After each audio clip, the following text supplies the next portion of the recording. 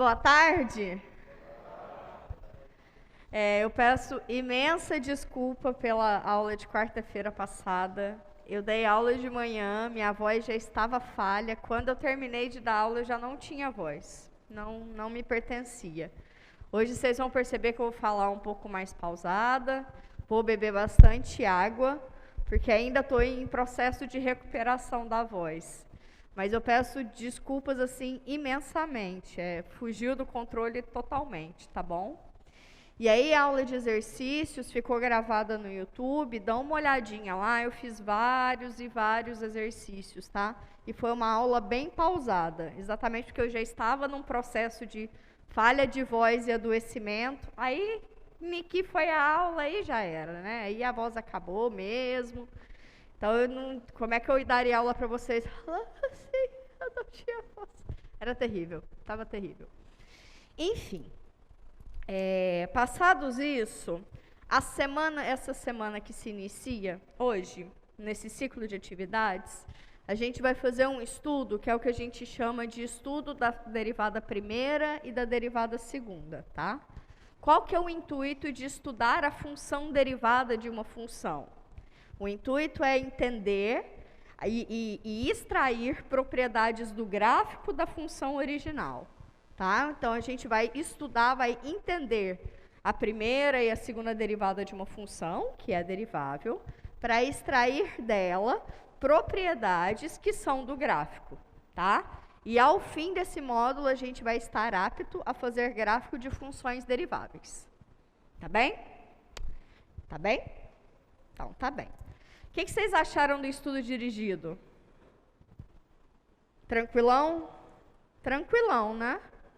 Foi uma revisão ali de pré-cálculo, foi uma revisão da semana anterior, né? Então, foi bem pezinho no chão, assim. Todos os estudos dirigidos serão sempre uma revisão do conteúdo que já foi feito, tá bom? Porque exatamente é para vocês se organizarem e sentir que está evoluindo, sacou? É para vocês sentirem que vocês estão evoluindo no conteúdo. Não é para passar mais ansiedade, é pelo contrário, tá bom? Tá bem? Então, tá bem. Outros avisos, deixa eu lembrar. As listas de exercícios que foram enviadas pelo e-mail, não fiquem ansiosos e muito afoitos, porque a nota de vocês vai vir depois, tá? Os monitores primeiro corrigem o que está no Moodle, para depois corrigirem o que está no e-mail, entendeu? Então, vai demorar um pouquinho mais aí para sair a nota de vocês mesmo, mas tá todo mundo recebido, tá todo mundo sabendo, ok? Só para acalmar um pouquinho o coraçãozinho de vocês. Tá joia? Então, temos pessoas nas salas auxiliares? Sala 8. Oi, people. Boa tarde, pessoas. Muito bom. Sala 13 não, né? E o auditório? Tá bom, então. Acho que tem gente que ainda tá na emenda do feriado, né? Ou sei lá, emendou a sexta-feira com a sexta-feira dessa semana. Não sei, talvez, né? Porque vai ter outro feriado essa semana, né? Tá, inclusive sobre esse feriado, eu vou conversar com a equipe de monitoria para a gente ver como é que vai estar a distribuição dos monitores para saber se haverá a sessão de monitoria sexta ou não. Tá? Quarta-feira eu confirmo com vocês, pode ser? Pode ser? Acho mais sensato. Tá? Então vamos lá. Nessa aula de hoje, que eu não vou passar vídeo, não passei vídeo na de manhã, também não vou passar vídeo aqui agora não. Tá? Vai ser um outro ritmo de aula. E aí é bom também que a gente entende se esse ritmo é melhor, se não é melhor. Depois vocês falam para mim, tá bom? Vem com feedback, por favor. Que pode ser que seja uma aula mais fluida, às vezes não, tá? Então, depois vocês retornem isso para mim. Então, vamos fazer essa experiência. Eu teria um vídeo, não vou passar o vídeo, a aula vai ser basicamente no quadro, tá? Tá bem? Mas é baseada nas notas dos professores. Então, eu estou entendendo que vocês já leram o material. Tá bom? Tá bom? Então, tá bom. Então, vamos lá. A aula de hoje nós vamos ver 3 grandes teoremas. Professora, o que significa teorema? Teorema é o seguinte: em matemática, quando você está começando a estudar, você vai perceber nos livros que eles têm uma sequência lógica de organização. Tem uma definição, aí vem alguns comentários sobre essa definição, comentários sobre aquele contexto, o que é que faz sentido. E aí, automaticamente, começa-se a fazer conjecturas, ou seja, começa a se fazer perguntas a respeito daquela definição naquele ambiente. Tá? Ao longo dessas perguntas, ao longo dessas conjecturas, algumas você já consegue responder de imediato. Isso faz sentido, isso não faz sentido, tá bom? Algumas outras não, algumas outras começam a ficar um pouco sofisticadas. E aí você precisa de uma demonstração mais elaborada, mais laboriosa, tá? Que demande um pouquinho mais de conteúdo. Pode ser matemático ou não. E essas afirmações que você tenta demonstrar e que você consegue demonstrá-las, né? Elas podem ganhar nome de proposição ou de teoremas, tá? Então, os teoremas nada mais são do que perguntas que naquele ambiente fazem sentido, que têm alguma consequência, ok? Essas perguntas são chamadas de hipótese do teorema. São as premissas do teorema, tá? A consequência é chamada de tese, ok? Em matemática tem esse nome, herdado lá da filosofia e tal. Mas então a conclusão, que é o que a gente costuma dizer do que vem depois do então, é chamado de tese, tá? Então hoje nós vamos falar de 3 grandes teoremas. Quando eu for apresentá-los para vocês, eu vou explicar direitinho, um pouquinho mais sobre essa estrutura organizacional desse tipo de objeto, tá? Antes disso, vamos só voltar um pouquinho nas definições mais importantes que a gente tem nesse módulo, que são continuidade e derivabilidade de funções, tá bom? Para isso, então, vamos lembrar o seguinte. Eu digo que uma função é contínua e continuidade ela é pontual, né? A gente está careca de saber disso. Continuidade é uma propriedade pontual, né? Então, uma função é dita contínua em um ponto P se acontecerem 3 coisas, e as 3 coisas têm que acontecer, tá? Não é só apenas uma. Se existem, isso aqui é a notação para existe, no plural a gente coloca um Mzinho lá. Se existem os limites laterais da função, com x tendendo ao ponto dado, mais do que isso, eles são iguais, e esse número igual eu vou chamar de L, e esse L, que é o limite, vai ser exatamente o valor da função nesse ponto. Se acontecem essas 3 situações, a função possui limites laterais, tendendo à direita e à esquerda do ponto. Esses limites laterais são iguais, e são iguais à função no ponto. Então, eu digo que essa função ela é contínua neste ponto. Naturalmente, se ela for contínua para todos os pontos do seu domínio, eu digo que essa função ela é contínua. Tá bom? Então, tá bom. Vamos fazer uns exemplos de funções que não são contínuas? Vem cá comigo. Se eu pegar, por exemplo, só graficamente, tá? Se eu pegar, por exemplo, a seguinte função, ela vem...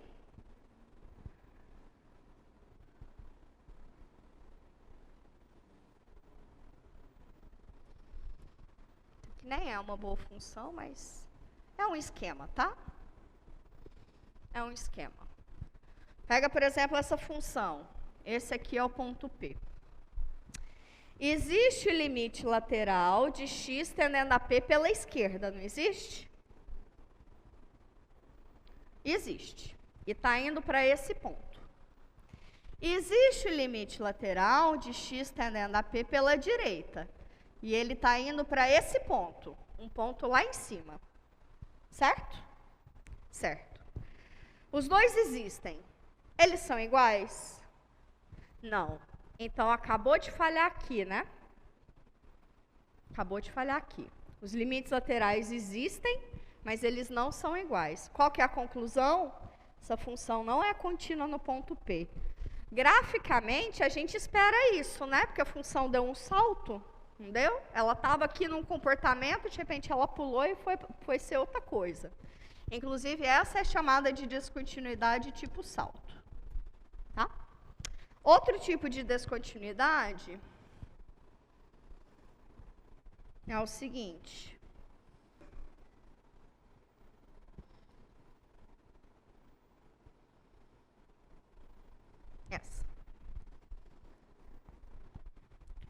Existe limite lateral de x tendendo a P pela esquerda?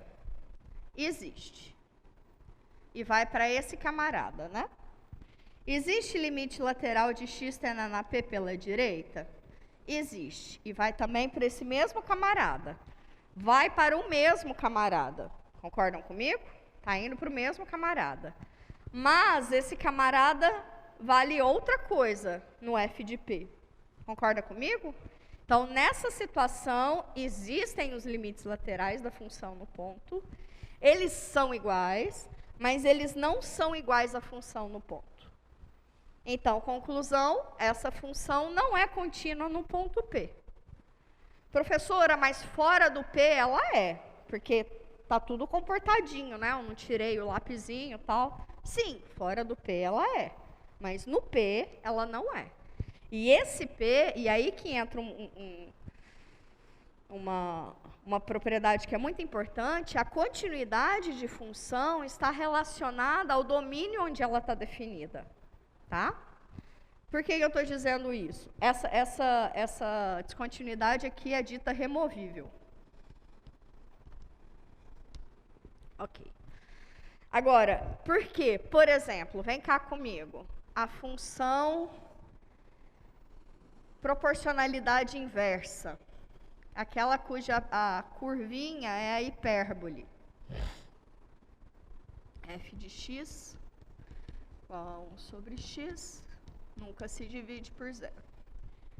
Essa função é contínua em todos os pontos do seu domínio?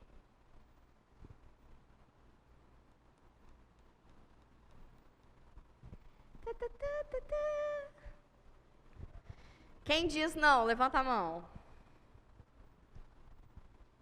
Quem diz sim? Ok. Bom, essa função ela é contínua em todos os pontos. Por quê? Vocês poderiam ter pensado assim, quem disse que não? Pode pensar que, por exemplo, a função entre muitas e muitas aspas, essa função tem um problema no zero, né? Não tem um problema no zero? Eu não divido por zero. Bom, mas o fato dela ter um problema no zero quer dizer que ela não está definida no zero. Ou seja, o domínio dessa função é todos os reais menos o zero. E a continuidade da função está exatamente relacionada ao quê? Ao domínio dela. Fora do zero, ela é contínua, concorda comigo? Independente do comportamento que ela vai para lá, vem para cá, lá, ela é contínua. No zero seria o problema. Mas o zero não está no domínio. Então, o zero não é um problema. Portanto, ela é contínua. Sacaram? Pegaram a ideia? Eu preciso estar muito claro na minha cabeça quem é o domínio dessa função. É a partir do domínio da função que eu consigo falar de continuidade ou derivabilidade. Tá bem? Tamo bem? Tamo junto? Então, tamo junto. Agora, vem cá para uma coisa. Nessa aula de hoje, a gente vai falar de propriedades em intervalos fechados. Tá? Propriedades em intervalos fechados. Para isso, eu preciso que vocês entendam o que é um intervalo fechado, tá? Eu entendo o intervalo fechado em AB como sendo um conjunto que contém o interior aberto AB e os pontos da sua fronteira. Ok? Então, possui todo mundo que está entre AB, inclusive o ponto A e o ponto B. Sacou? todo mundo que está entre A e B, inclusive o ponto A, inclusive o ponto B. Tá bem? Tá, nós vamos precisar disso. Outra coisa que nós vamos precisar, para isso, vamos recapitular o que é função ser derivável, tá? Eu digo que uma função, ela é derivável, e novamente, em um ponto P, se existem os limites laterais de x tendendo a P pela direita e pela esquerda daquele quociente de Newton, né? F de x menos f de P sobre x menos P. Lembrando que isso aqui é a mesma coisa que se tivesse h indo para zero, tá? É o mesmo quociente. Então, existem esses quocientes, eles são iguais. Entendam que até aqui, ó, é o mesmo comportamento, né? Só mudou quem que eu estou olhando dentro do limite, né? Até aqui é o mesmo objeto. São iguais, e quando existir esse número vai ser chamado de f' de P. Tá? Essa daqui, então, como eu tenho que garantir esse quociente, ela é mais forte do que essa. Tá? Ser derivável exige mais do que ser contínua. E agora entra. Se uma função é contínua, ela é derivável? A gente viu um exemplo desses. Sim ou não? Se ela é contínua, ela é derivável? Não, né? Exemplo disso é a função modular. A função modular, o módulo de x, quando você desenha ele, você não tira o papel do lápis, né? O lápis do papel. Mas em x igual a zero, a gente fez na sala que ela não é derivável. Inclusive, ela faz um bico lá. Ok? Então, continuidade não implica derivabilidade. Mas derivabilidade implica em continuidade. Tá? A gente não vai demonstrar isso, mas é bem simplesinho. Exemplos de funções que são deriváveis e, portanto, contínuas. Polinômio, racional, trigonométrica, exponencial, logarítmica, todas essas que a gente está estudando. Menos as por partes, né? Porque aquelas definidas por partes é que são funções deriváveis por partes, ou em alguns conjuntos, enfim. Mas, de resto, todas essas, tá? Todas essas se enquadram aqui. E aí vem mais uma análise que eu quero fazer. Se eu tenho que uma função é contínua, antes disso, qual é o comprimento desse intervalo? O que significa comprimento? Tamanho, né? Se você jogar esse tamanho, esse intervalo, independente de onde ele está na reta, mas eu sempre consigo colocar o simétrico dele no lado positivo, né? Então, eu consigo jogar ele para o lado positivo da reta. Então, está aqui. De 0 até A, eu andei quantas unidades? A. De 0 até B, eu andei quantas unidades? B. Andar aqui dentro é a mesma coisa que andar tudo isso e tirar isso daqui, não é isso? Concordam comigo? Sim? Então, andar esse camarada aqui dentro é igual a andar isso tudo menos isso daqui. Então, qual que é o tamanho desse intervalo? B menos A. É a diferença entre o extremo maior pelo extremo menor. Tá bom? Isso aqui a gente vai precisar já já. Outra coisa é o seguinte. Se eu tenho que uma função f é contínua no intervalo fechado AB,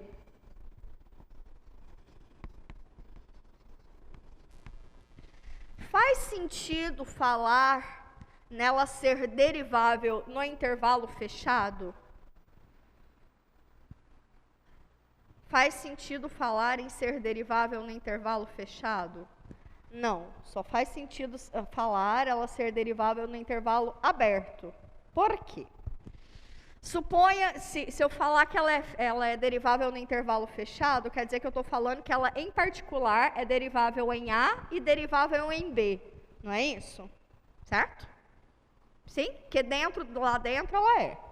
Mas, em particular, se eu quero no intervalo fechado, eu quero falar que ela é derivável na sua fronteira, não é isso? Todo mundo comigo? Então, suponha então, que ela seja derivável em A. Se ela é derivável em A, existe esse limite à direita e esse limite à esquerda, não é isso? Certo? Ok, vamos lá no intervalinho. A e B. Se existir esse limite aqui à direita, quer dizer que existe para pontos à direita de A. Então, está tudo certo. Se existe esse limite à esquerda, quer dizer que existe à esquerda de A. Mas a esquerda de A não está no meu domínio, né? O meu domínio é só o fechado.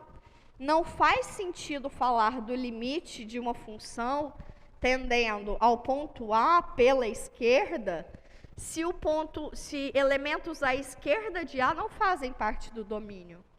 A função não está definida à esquerda de A. Então, não faz sentido falar nesse camarada. Faz sentido falar nesse, mas não nesse.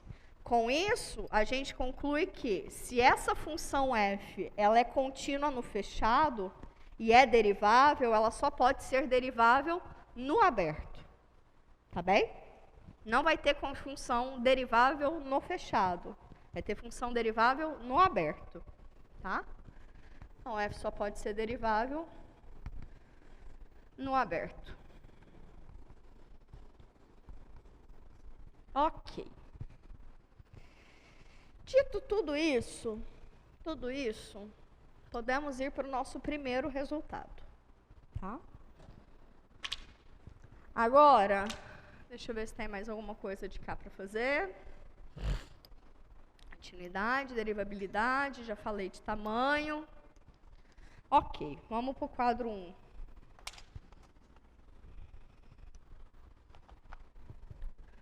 Quadro 1, então, eu vou apresentar para vocês o nosso primeiro teorema da aula de hoje. Tá? O que é o teorema, então? É uma afirmação que a gente consegue demonstrar. Tá?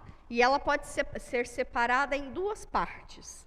Uma parte é a hipótese, que são as premissas que a gente tem, e outra parte é a tese, que é a conclusão a partir dessas premissas que a gente tem. Tá bom? Então, vamos lá. O que é a nossa hipótese? Em geral, é até antes do então. Tudo que vem depois do então é tese. Tá? Então, antes do então, eu tenho uma função que é contínua em um intervalo fechado. Suponha que existe um n número que esteja entre as imagens da função no extremo do intervalo. E que as imagens da função no extremo do intervalo, mais do que isso, sejam diferentes, né? Para falar que tem um camarada lá no meio, os dois têm que ser diferentes. Tá? Até aqui, nada de novo, né? Tem nada novo na teoria, concorda comigo? Nada. A conclusão é, vai existir um elementozinho lá no meu domínio aberto, tal que é imagem de alguém. Tal que f nesse camarada é esse n lá que eu tenho dado para você. Então, para cada n que eu te der lá no meu contradomínio, existe alguém que é pré-imagem dele lá no meu domínio. Sacaram isso?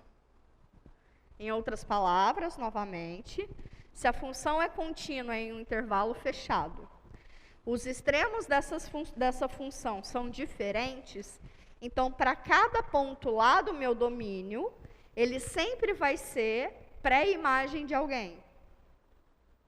Ok? Para cada ponto lá do meu contradomínio, eu sempre vou conseguir exibir alguém lá do meu domínio, que é imagem de alguém. Sacaram? Sim? Então, tá bom. Vamos fazer um desenho disso? E eu vou precisar que vocês dão uma interagidazinha maior, tá? Porque essa aula, assim, ela para mim é muito xodozinha, essa aula, porque ela é bem matemática. Mas nem sempre é o xodozinho de todo mundo, então eu preciso entender quando eu não estou sendo entendida. Tá bom? Vamos fazer esse trato? Então tá bom. Vamos fazer um desenho disso aqui para entender? Vamos lá? Fazer um desenho.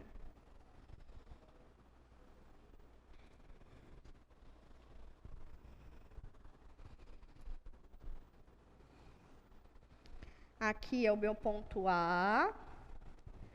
Aqui é o meu ponto B. Aqui é o F de A. Aqui é o F de B.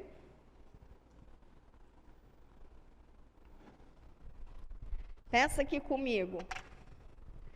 Se o N está entre F de A e F de B, quer dizer o quê? Que N pode ser menor do que F de B e maior do que F de A, ou o N pode ser maior do que F de B e menor do que F de A, não é isso? Ou um ou outro, concorda comigo?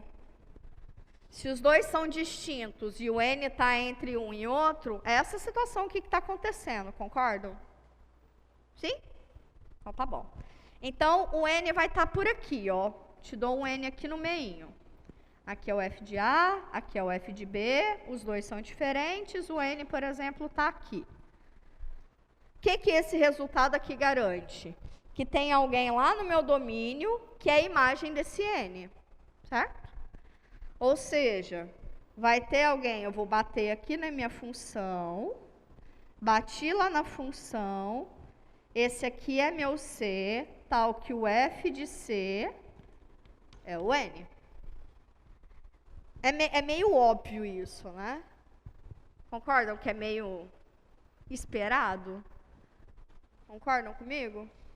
Pode vir aqui. Pode vir no microfone, por causa das outras salas.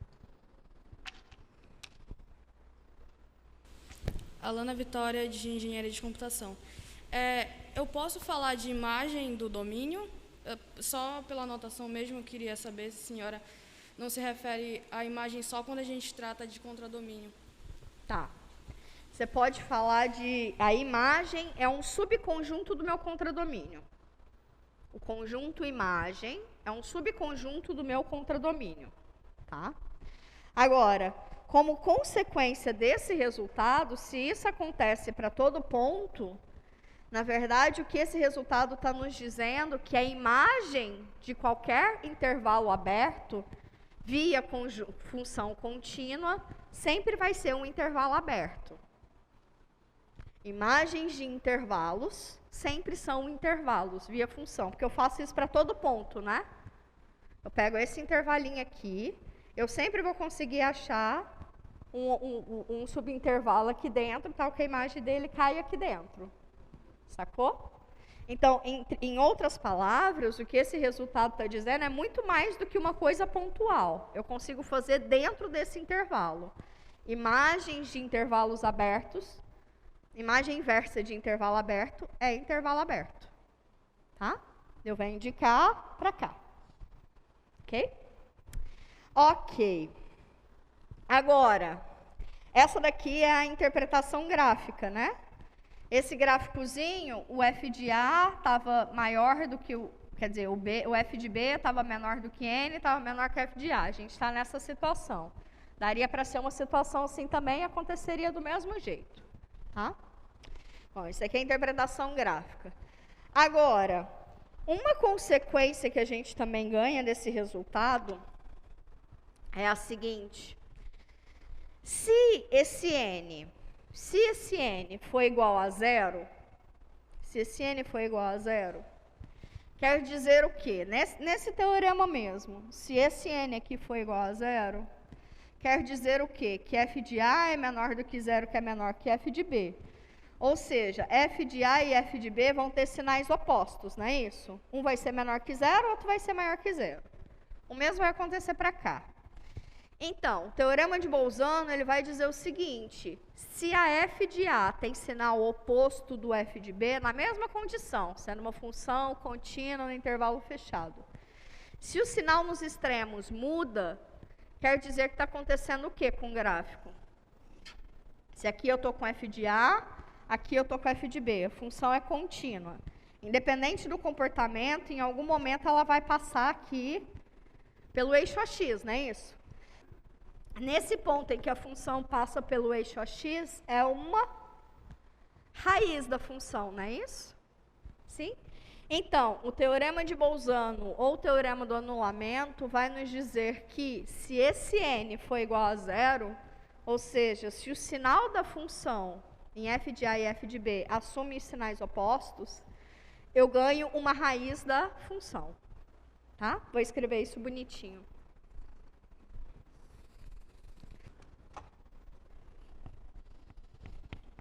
Uma função real de variável real, contínua em um intervalinho fechado,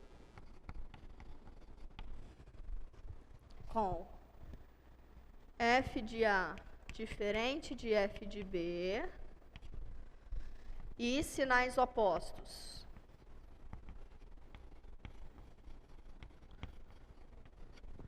Ou seja, sinais opostos é ou f de A menor do que zero, menor do que f de B, ou f de B menor do que zero, menor do que f de A. Okay? Qual que é a conclusão? E isso decorre exatamente desse resultado. Quer dizer, então, que existe um camarada lá no aberto, tal que f desse camarada vai ser zero. Né? Ou seja, pelo teorema do valor intermediário, existe um C lá no meu aberto, tal que f de C é uma raiz. É só fazer o n igual a zero aqui, sacou? Só fiz o n igual a zero. Só isso. Fazer n igual a zero aqui, nessa situação, nos dá uma raiz. Fazer n igual a zero quer dizer que os sinais são contrários, são opostos, mesmo eles sendo diferentes. Só isso, a função ainda é contínua, no mesmo intervalo. Ok? Funções contínuas. Só funções contínuas. A única exigência que eu preciso é que ela seja contínua. Não preciso de derivabilidade. Tá bom? Pronto, vamos para um exemplo? Neste exemplo que eu vou dar para vocês, eu vou te dar um polinômio, e aí é um exercício que eu acho que tem na lista de vocês bem semelhante. Te dou um polinômio, ou te dou uma função, e eu peço que você identifique um intervalo de tamanho 1 em que esse polinômio possua uma raiz. Tá? Então, você tem que me dar qual é o intervalo e garantir que naquele intervalo a função tem uma raiz. Tá? Então, aplicação desse resultado, teorema do valor médio, um tipo de aplicação desse resultado é achar raízes, é garantir a existência de raízes de funções. Tá? Garantir a existência. Ok? A unicidade é o próximo teorema. Tá? Então, vamos lá.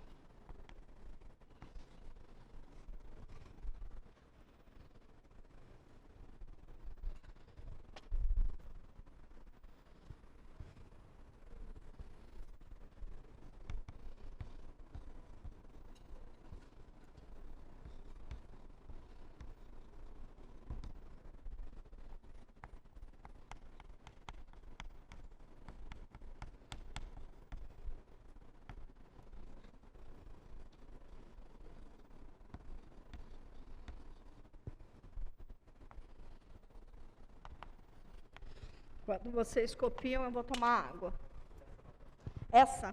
Essa notação diz: existe um C pertencente ao intervalo aberto AB, tal que f de C é igual a 0.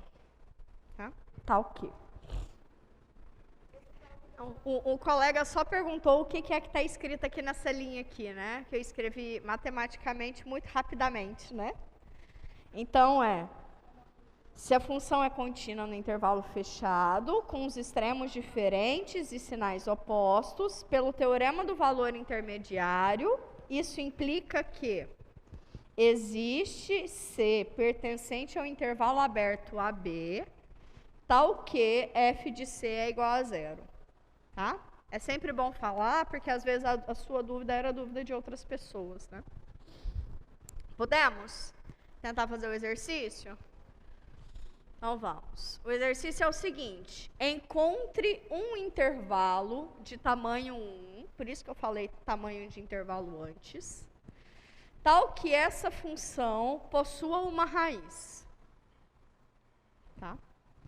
Então, o que eu quero achar? Eu quero achar o AB. Qual é o intervalo AB? De tal forma que ele tenha comprimento 1. E garantir mais ainda que exista um C lá dentro que seja raiz. Muitas coisas, né? Só que a gente consegue atacar da maneira mais simples. Como a gente quer usar esse resultado, que é esse resultado que a gente quer, né? Quer falar de raiz, a gente quer usar esse resultado. Primeira coisa, a gente precisa ver se essa função é contínua, né? Para saber se está todo mundo aqui encaixadinho. Bom, primeira coisa, ela é contínua, não é? Essa função é um polinômio. O polinômio é contínuo em toda a reta. Então, tá ok. Então, f é contínuo. É contínuo. Se é contínuo em toda a reta, então vai ser contínuo em algum intervalo AB. Ok? Ok. Se eu quero um intervalo de comprimento 1, o que seria o intervalo de comprimento 1? Por exemplo, 0 até 1, de 1 até 2, de 2 até 3, de 3 até 4. Ou de menos 1 até 0, de menos 2 até menos 1, certo? Certo? Isso aí é o intervalo de tamanho 1. Eu que não sou boba nem nada, o primeiro chute que eu vou dar é sempre perto de 0. Tá? Porque eu quero achar algum ponto A, algum ponto B, de tal forma que quando eu avaliar a função nesse ponto, por um lado vai dar menor do que 0 e por outro lado vai dar maior que 0, não é isso que eu preciso fazer? Então, achar dois pontos A e B, de tal forma que a distância entre A e B seja 1, e que quando eu avaliar a função em A, vai dar ou positivo ou negativo, e em B ou vai dar negativo ou positivo, exatamente nessa ordem. Tá todo mundo comigo? Tá todo mundo comigo? Sim? Ótimo. Então, eu que não sou boba nem nada, eu vou pegar coisas perto de 0, tá? Vamos pegar coisas perto de 0. Vamos ver, por exemplo, se a gente fizer A igual a 0 e B igual a 1. O intervalo mais simples possível, concordam comigo? Mais simples possível. Ah, poderia ser intervalo também de menos meio até meio. Também tem comprimento 1, né? Tá? Vamos ver quem é f de A. F de A é f de 0. Quem é f de 0? 0 ao cubo mais 0 menos 1. Menos 1 é menor que 0. Se f de 1 der maior que 0, pronto, já temos nosso intervalo. Quem é f de 1? 1 ao cubo mais 1 menos 1. Dá 1 ao cubo. 1 ao cubo é maior que 0. Achamos já nosso intervalo. Ok? Então, achei um intervalo de comprimento 1.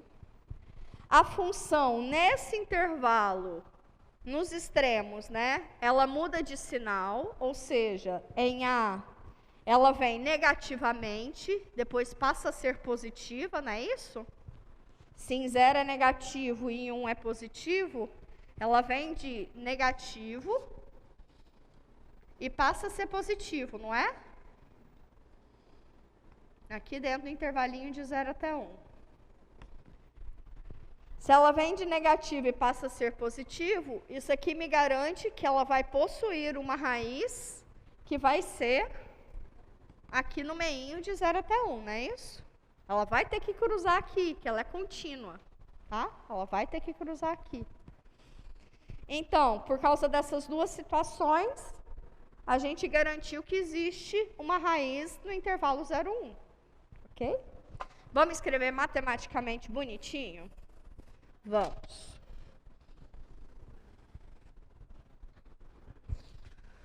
Como f é contínua em 0, 1 e f de 0 é menor do que 0, que é menor do que f de 1, pelo teorema de Bolzano, ou do anulamento, ou do teorema do valor médio. Sei lá, pode ser do Bolzano, que é tudo a mesma coisa, né? Teorema do Bolzano é um caso particular do teorema do valor intermediário, que também é chamado de anulamento, teorema do anulamento, tudo a mesma coisa. Pelo teorema do Bolzano, segue que a função possui uma raiz C no intervalinho de 0 até 1. Acabou. Ok? Encontrei quem é um intervalo. O intervalo é de 0 até 1. E eu garanti que ela possui uma raiz, por causa do teorema de Bolzano. Fechado. Pode ir no microfone.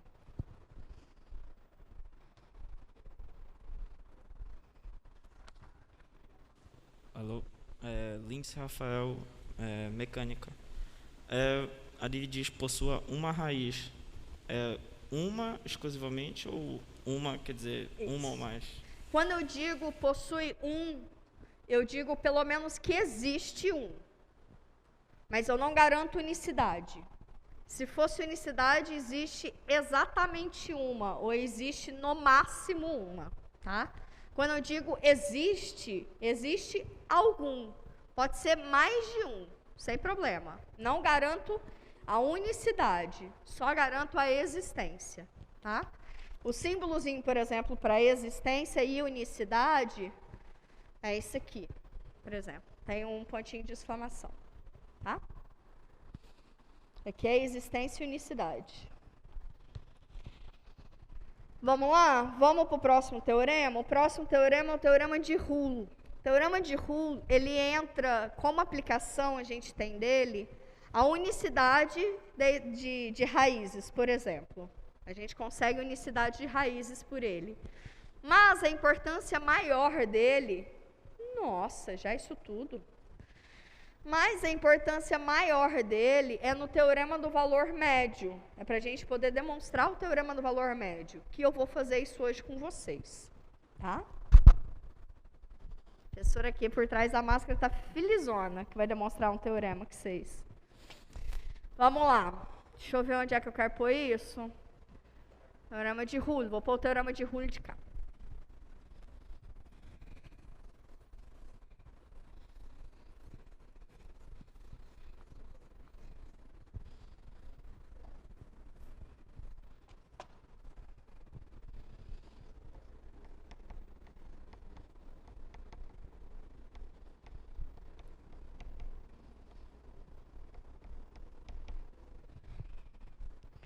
Teorema de Hull, ele parte da seguinte hipótese. Ele só te dá uma função real, que satisfaz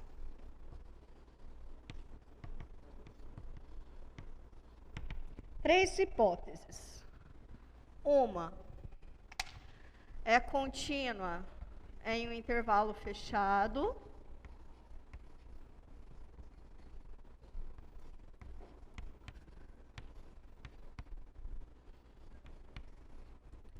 é derivável no aberto.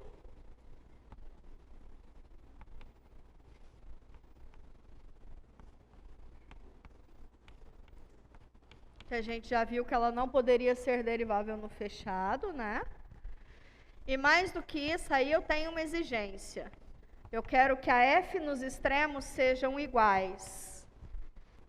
Ela vai fazer algum comportamento ali, mas eu quero que o f nos extremos seja igual. Qual é a conclusão? Ou seja, essas são todas as minhas hipóteses. Qual que é a minha tese? Então, existe um ponto C lá no meu intervalo aberto, tal que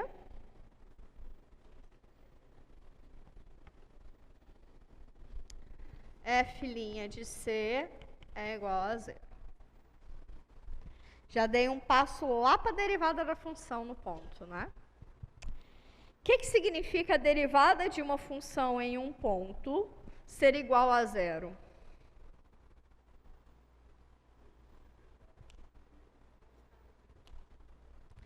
Não. A derivada em um ponto ser zero. Coeficiente angular da reta tangente é igual a zero, não é isso? Derivada não é coeficiente angular da reta tangente? Se o coeficiente angular da reta tangente da função naquele ponto é igual a zero, quer dizer que ela é paralela ao eixo OX, não é isso? Sim? Sim? Vamos fazer exemplo disso? Graficamente.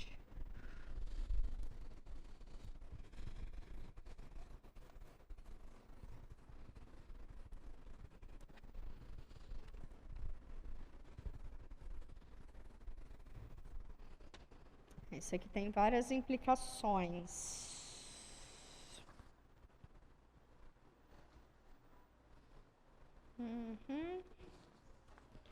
Vamos lá? Consequências, né? O que é que está acontecendo no gráfico? Eu só sei que é uma função contínua, tá? Contínua e derivável. Aí, eu quero que o f nos extremos seja igual, né? Quero que o f nos extremos seja igual. Então, esse camarada aqui vai ser f de A, que é igual a f de B. Esse aqui é um ponto A, esse aqui é um ponto B. Ok? Não sei como é que a função vai acontecer, mas eu sei que ela vai ter que ir, em algum momento, não sei como, o que é que vai acontecer aqui. Pode, inclusive, fazer assim. Para cá. Fazer esse Bzinho aqui um pouquinho mais para cá. Ok. Concordam comigo? Eu não sei como é que vai acontecer, mas o f de A tem que ser igual ao f de B. Concordam? Tá de boa? Fiz aí um esqueminha away qualquer, tá? O que nos diz o resultado? Ele nos diz que se ela é contínua e derivável e o f nos extremos é igual, vai existir pelo menos um, né? Se existe, é pelo menos um camarada lá no aberto, tal que a derivada nele é igual a zero.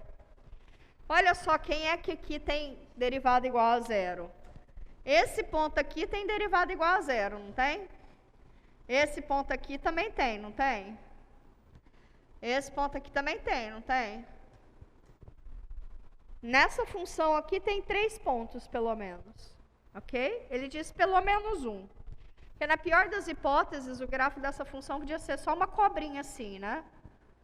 Bem bobinha. Né? Aí só teria um. Certo? Não, certo. Beleza. Esses pontinhos, que a derivada neles é igual a zero, depois na próxima aula ele já vai ter nomes especiais, tá? Daqui para a próxima aula ele já vai ter uns nomezinhos especiais, eles são pontos interessantes para a gente, tá? Alright. Então, Fechou isso? Agora, como aplicação desse... Acabei de pagar o exercício, poxa.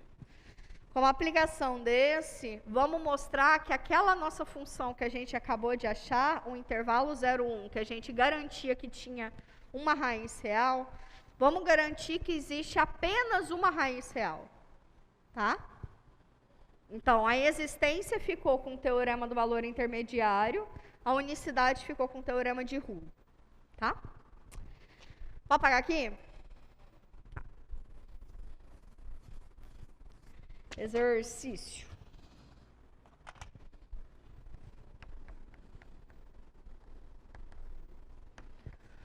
Bom, tem pelo menos, eu sei de pelo menos duas maneiras de demonstrar isso, tá? Eu vou fazer uma, às vezes os monitores costumam fazer outra, tá bom? Os dois estão certos, tá bom? Demonstre que a função f de x igual a x ao cubo mais x menos 1 possui exatamente uma raiz real.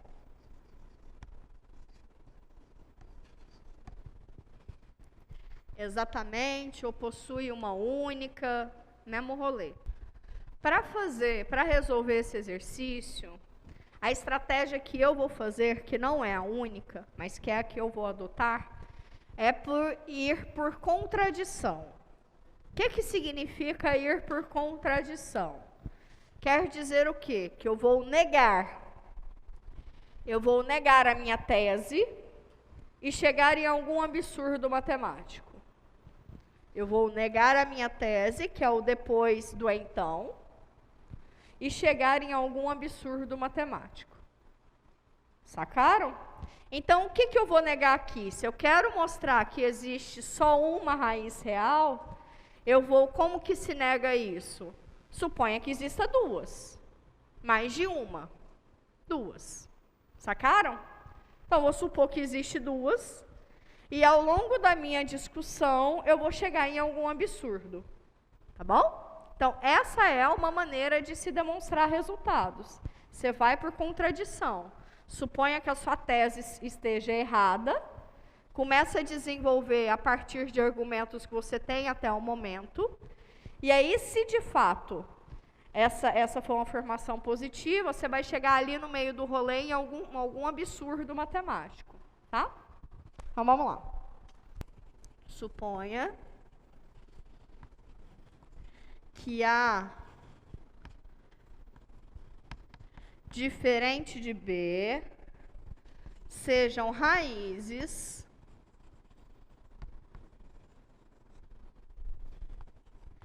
de F, ou seja, que F de A seja igual a F de B seja igual a 0, não é isso? Ok. Antes disso, essa função, ela é contínua, porque ela é polinômio, ela é derivável, porque ela é polinômio, isso em toda reta, em particular em algum intervalo AB, certo? O intervalo AB que eu vou escolher é esse intervalo AB aqui, tá? Suponha, então, que A seja diferente de B, A diferente de B sejam raízes de F, ou seja, isso aqui é igual a F de A, F de B. Como F é derivável, se é em toda a reta, em particular, né, é no AB aberto, e contínua no fechado,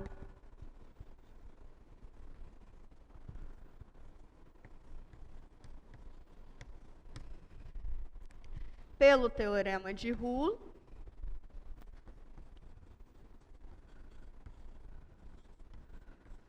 que diz o teorema de Roule? Vai existir pelo menos um C lá no meu intervalo aberto, tal que a derivada neste ponto é igual a zero. Ok? Então, o que eu preciso fazer agora? Analisar essa derivada. Tá? Bom, observe o que? Essa função aqui, qual é a derivada dela? 3x ao quadrado mais 1. Essa função, ela assume valores iguais a zero nos reais? Ela possui raízes reais? Essa função. Vamos ver? Eu vou tentar, se eu quero achar raízes reais, eu quero igualar isso aqui igual a zero, não é isso? Certo? Como é que eu igualo isso igual a zero? Fica 3x ao quadrado igual a menos 1, não é isso? Passo isso aqui para lá. Passo 3 dividindo, fica x ao quadrado igual a menos 1 sobre 3. Existe raiz quadrada de número negativo nos reais? Não. Então, esse polinômio aqui, bom, isso aqui é sempre maior do que zero, né? Não é maior ou igual, porque nunca é igual a zero. Então, isso aqui é estritamente maior do que zero. Tá? Ou seja, não tem nenhum x tal que x ao quadrado mais 1 dê igual a zero. Esse foi o nosso absurdo, porque se supor que existam duas raízes reais distintas, eu caio no teorema de Roux, que diz que existe algum ponto do meu domínio que a derivada nele é zero, mas essa função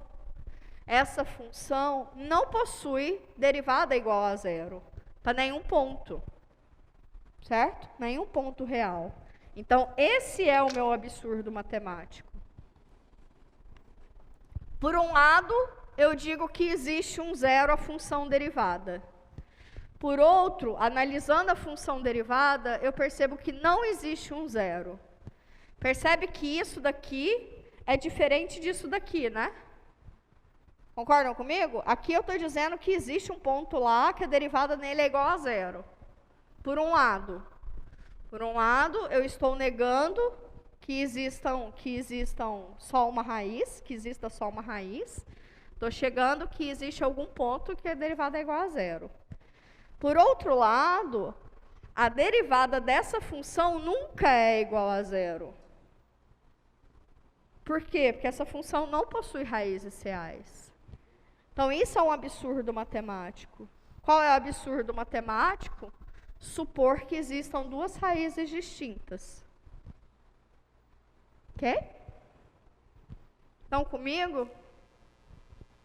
Mais ou menos. Eu sugiro fortemente depois dar uma olhada nas notas, que vai ficar um pouquinho melhor depois, tá?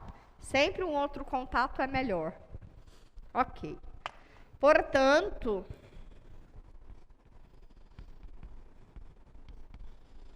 f possui apenas uma raiz real. As outras serão complexas, né? As outras serão complexas. Tá? Alright. E agora o próximo? O próximo a gente vai fechar lindão com o teorema do valor médio. Lindão. E ele vai ser super importante para a nossa próxima aula, viu? Super importante. Quando vocês pensam um pouquinho mais aqui, eu vou apagar aqui o quadro 1. Eu vou fazer ele por aqui.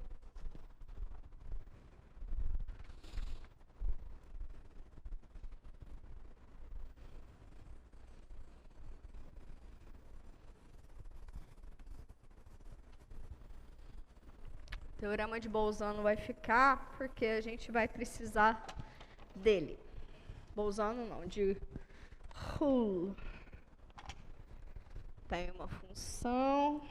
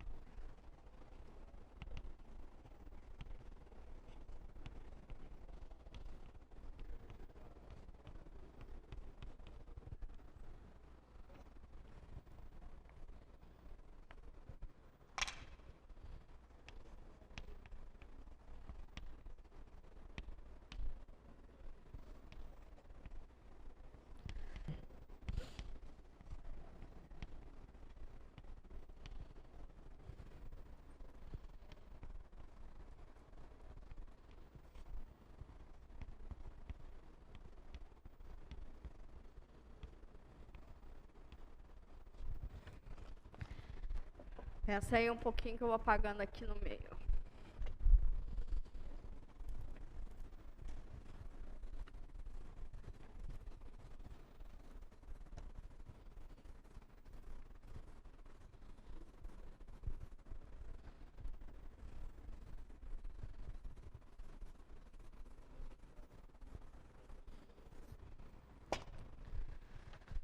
Vamos entender esse teorema do valor que eu esqueci de colocar aqui, que é teorema do valor médio. Vamos lá? Quais são as hipóteses do nosso teorema? Eu tenho uma função que satisfaz. Ela é contínua no intervalo fechado, derivável no intervalo aberto. Só essas duas condições. Qual que é a minha tese? Qual que é a minha consequência? Vai existir um pontinho lá no meu intervalo aberto, tal que a derivada nesse pontinho é exatamente o coeficiente angular da reta secante passando pelo ponto AF de A, BF de B. Conseguem ver isso? Conseguem ver isso? Não? Vamos lá então para o quadro 2. Vou fazer aqui uma reta.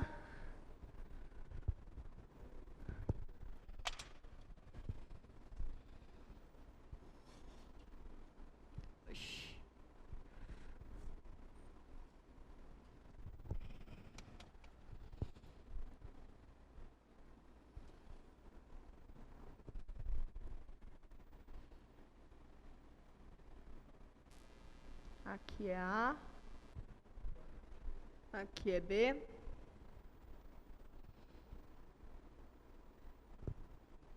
Ok. Certo? Estamos nessa situação aí. Aqui é F de A. Aqui é F de B.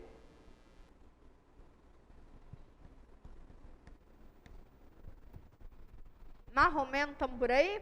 Estamos comigo? Estamos. Qual que é a equação dessa reta? Essa é a reta secante, passando pelo ponto AF de A, BF de B. Como é que você escreve ela?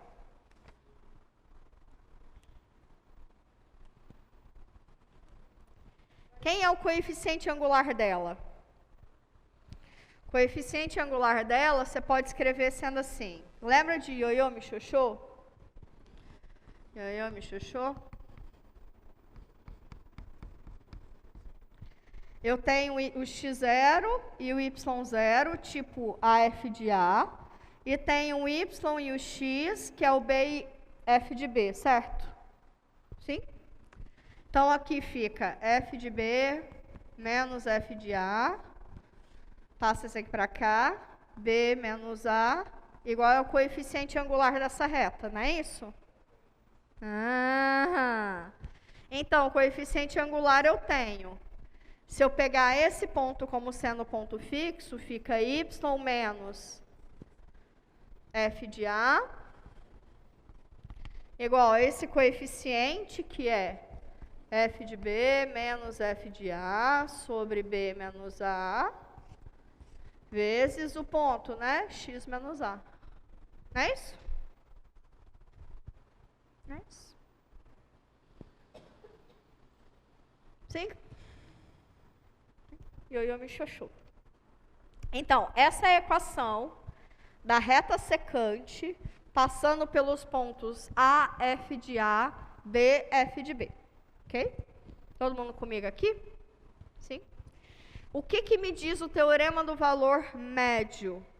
Ele diz que esse, olha lá para o quadro 1, esse número, que é o coeficiente angular da reta secante, passando pelos pontos AF de A, BF de B, na verdade, ele vai coincidir com o coeficiente angular da reta tangente a algum ponto dentro do intervalo. O coeficiente angular da reta secante, passando pelos pontos F de A e F de B, coincide com o coeficiente angular da reta tangente a algum ponto lá do meu intervalo. Não é isso? Está dizendo? Sim? Esse para mim, o mais prazeroso em matemática é quando você entende o que está dizendo, que é muito além do que está sendo expresso, né? É muito além do que está sendo expresso, tá? Então, como é que a gente vai demonstrar esse resultado? A demonstração desse resultado vai ser, eu vou partir dessa reta secante, passar paralelas, porque se eu tenho duas retas paralelas, o que é que elas têm em comum? O mesmo coeficiente angular, não é? Concordam comigo? Se eu tenho duas retas paralelas, elas possuem o mesmo coeficiente angular, não é isso? Então, se o coeficiente angular, se eu quero mostrar que o coeficiente angular dessas duas retas é o mesmo, eu quero mostrar que essas duas retas são paralelas. Então, o que eu vou fazer? Dado essa reta aqui, eu vou construir uma família de paralelas a ela, ok? E em algum momento, essa família de paralelas, que é natural de se esperar, vai tocar a função só em um ponto. Concordam comigo? Sim? É natural de se esperar. Vai tocar em algum ponto. Em algum. Não sei qual, mas vai ter algum ponto lá que ela vai tocar. E a demonstração é exatamente isso. Tá? Antes de eu fazer essa demonstração com vocês, eu vou escrever algumas consequências desse teorema. São muitas e muito importantes. Então, vamos lá. Consequências. Consequências em matemática, a gente pode escrever como sendo ou proposição ou corolário, tá? Corolário é algo que segue naturalmente do teorema. Então, vamos lá. Primeira coisa, né? A gente pode escrever isso aqui de outra maneira. Como que a gente pode escrever isso? Pode escrever f de b menos f de a igual a f' de c vezes b menos a, não é? Primeira coisa, a gente pode escrever aquele coeficiente dessa maneira, né? Só passei para cá multiplicando, ó. Massa. Segunda coisa.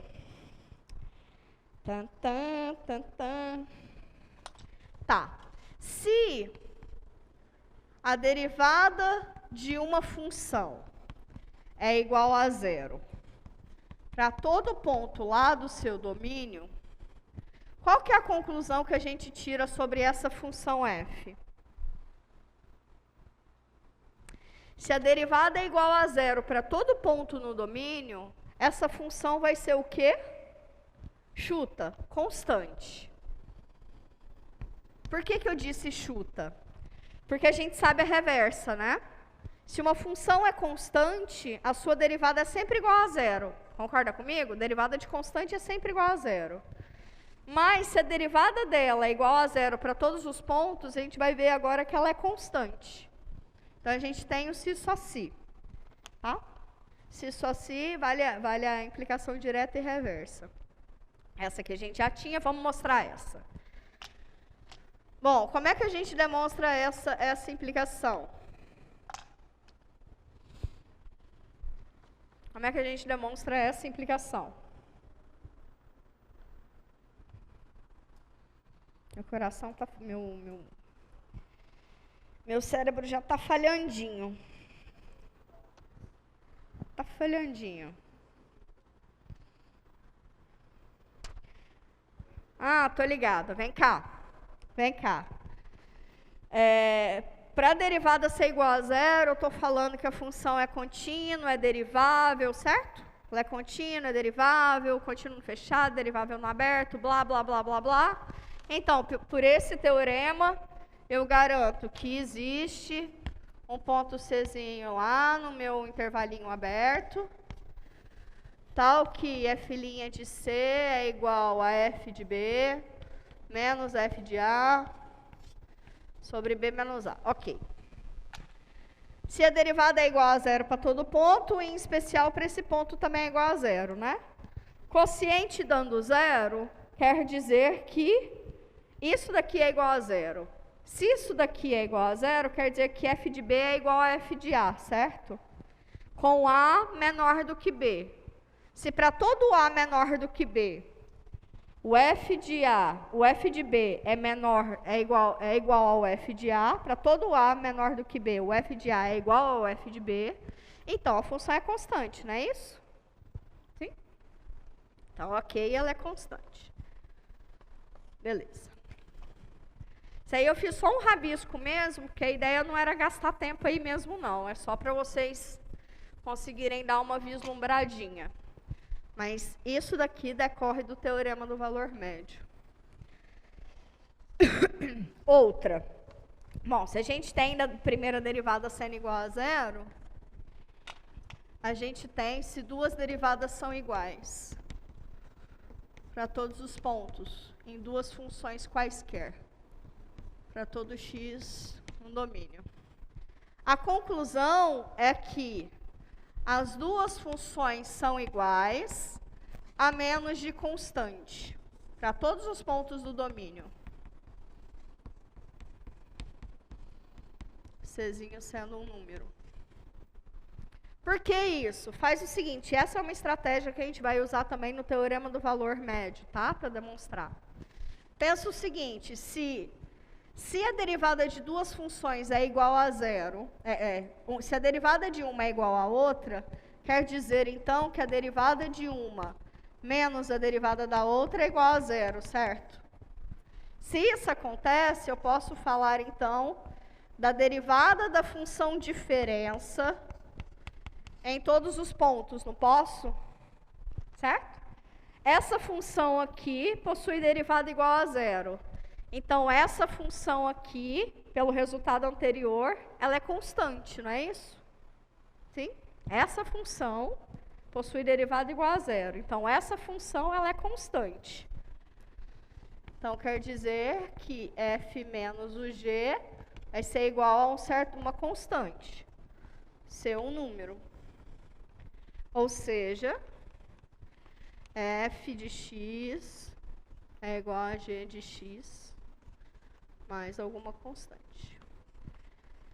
As duas são iguais a menos de constante, as duas se diferem de uma constante. O que essa constante quer dizer no gráfico? Quer dizer que a menos de posição do gráfico, os dois gráficos têm o mesmo comportamento. Tá bem? Então, tá bem. Então, agora acabou, vamos demonstrar, e aí eu encerro com um exercício que é a introdução da próxima aula, tá? Que ele vai ser exatamente a pontezinha entre o que a gente viu hoje e a próxima aula.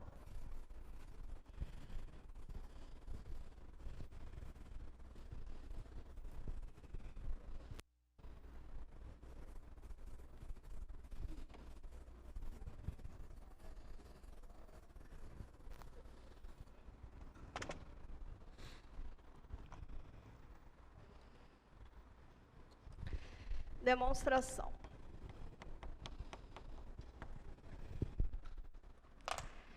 Bom, lembra que eu disse que eu vou partir da reta secante, determinada pelos pontos A, F de A, B, F de B, né? Então, eu vou partir dessa reta.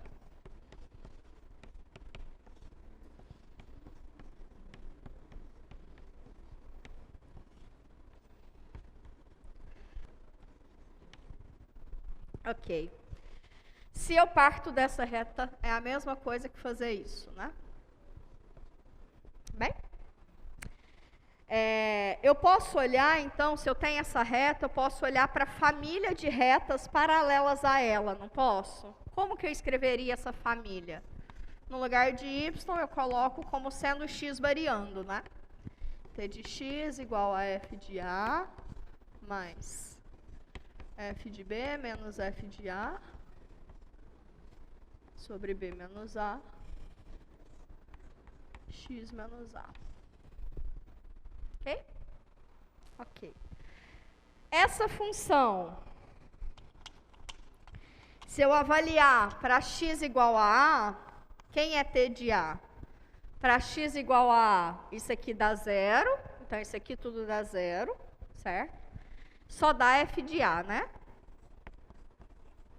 Ok. E se eu avaliar em B, para x igual a B, vai dar B menos A aqui embaixo e B menos A aqui multiplicando. Isso aqui cancela, dá 1. Então, sobra f de A mais f de B menos f de A. F de A vai embora, né? Fica só f de B. Deixa isso aqui no cantinho. Bem? Vou definir uma função auxiliar. Tá? E para essa função auxiliar, eu vou aplicar o teorema de Roux. Tá bom? Vamos definir a seguinte função. G de x igual a f de x menos essa t. Ok? A função f é contínua e é derivável. A função t, que é essa função linear, também é contínua, também é derivável. Porque ela depende da f, se a f é, ela também é. Certo? Então, está todo mundo aqui igualadinho. Vamos ver o que é que acontece na sua derivada em A e na sua derivada em B. Não é isso? Para a gente poder usar? Não. Bora olhar o que acontece nos extremos do intervalo. Foi mal. Dessa função, quem é g de A? G de A é igual a f de A menos t de A. Mas quem é t de A é o f de A. Então, é f de A menos f de A, que é 0. E g de B? G de B é f de B menos t de B. Quem é t de B? É f de B. Então, isso aqui é f de B menos t de B, que é 0. Então, o que está dando? Está dando que as duas são iguais. Os extremos desse intervalo, AG é igual e é igual a 0. Estamos caindo nesse camarada aqui, não é isso? Sim? Então, pelo teorema de Roux, existe um ponto lá no meu intervalinho AB, tal que a derivada nesse ponto é igual a 0. Derivada de quem? Da G, né? Que é a função que eu estou tratando. Então, vai existir um C em AB. Que giz horroroso. Tal que G' de C é igual a 0. Ok? Ok. Mas quem é G' de C? G' de C é derivar a F e avaliar em C, e a T e avaliar em C, né? Aqui a F em C, menos a derivada da T em C, e isso dá igual a 0. Qual é a derivada da função linear? Aqui, se vocês fizerem no chuveirinho, f de A é número, derivada de número, 0. Esse número vezes menos A, derivada disso é 0. Então, a derivada disso daqui vezes x é isso aqui, não é isso? É a mesma coisa que você pensasse que eu estou derivando f de 2x. Qual é a derivada de f de x igual a 2x? 2. É a mesma coisa. Esse aqui fazendo o papel do 2 vezes x. Tá? O restante tudo é constante. Então, é só esse camarada. Então, para qualquer c, a derivada desse camarada aqui é só isso aqui. Então, f' de c menos, quem é a derivada da t? É o coeficiente angular.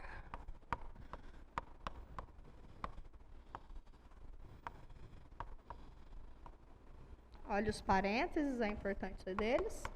Igual a 0. F' de C menos esse número dando 0, quer dizer que F' de C é igual a isso aqui, né? Então, F' de C é igual a esse quociente. Demonstrei exatamente o que eu precisava demonstrar.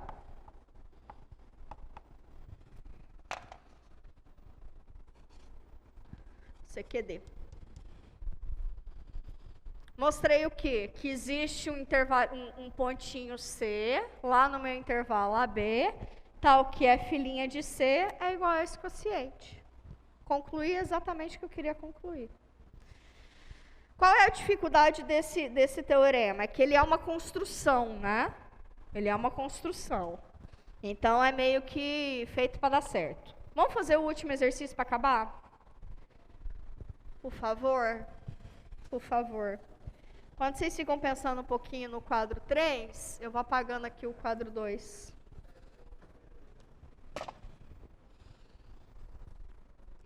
O exercício é o seguinte, não vou nem pegar minhas folhas nem nada. O exercício é o seguinte. Se eu te dou a função f de x igual a x ao cubo, o que você pode dizer sobre o comportamento dessa função? Comportamento, eu estou pensando na monotonicidade dela. Ela é crescente? Ela é decrescente? Crescente. Como é que vocês poderiam mostrar isso? Perdão. Vocês poderiam mostrar pegando dois pontos distintos do domínio e vendo que a imagem pela f também dá pontos distintos, que o comportamento é o mesmo. Essa é uma maneira. Essa é uma maneira. Vou mostrar para vocês uma maneira que decorre do teorema do valor médio, tá?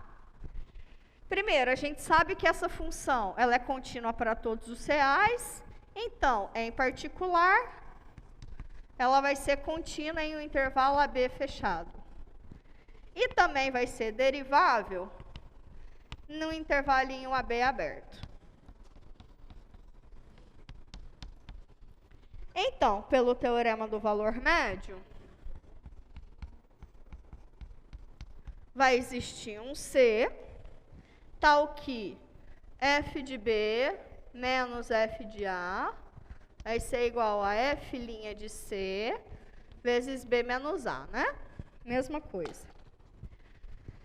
Se esse intervalinho, para ele estar definido, o B é sempre maior do que o A. Se o B é maior do que A, B menos A é maior do que zero, certo? Sim?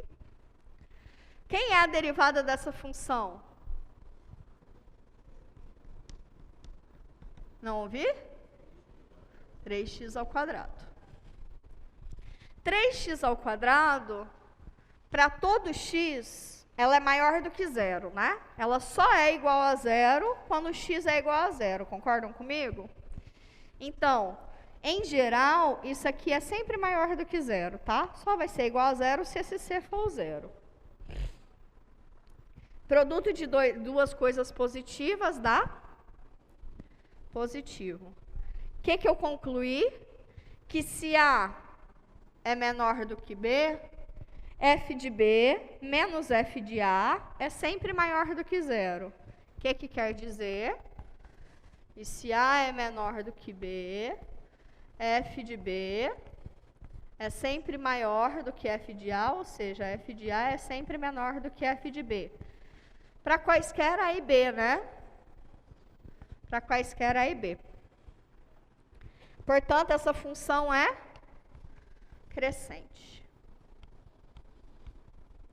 Então, na próxima aula, a gente vai entender relações entre o sinal da função derivada e o crescimento e decrescimento da função, naquele mesmo intervalo, tá? E isso vem de inspiração do teorema do valor médio, tá bom? Por aqui eu encerro. Deem uma olhadinha nas notas dos professores, tá bom? Essa parte ela é bastante teórica, mas todas as aplicações têm aplicações na lista de exercícios também, então vai ser importante para vocês. Se cuidem, fiquem bem. Até quarta-feira.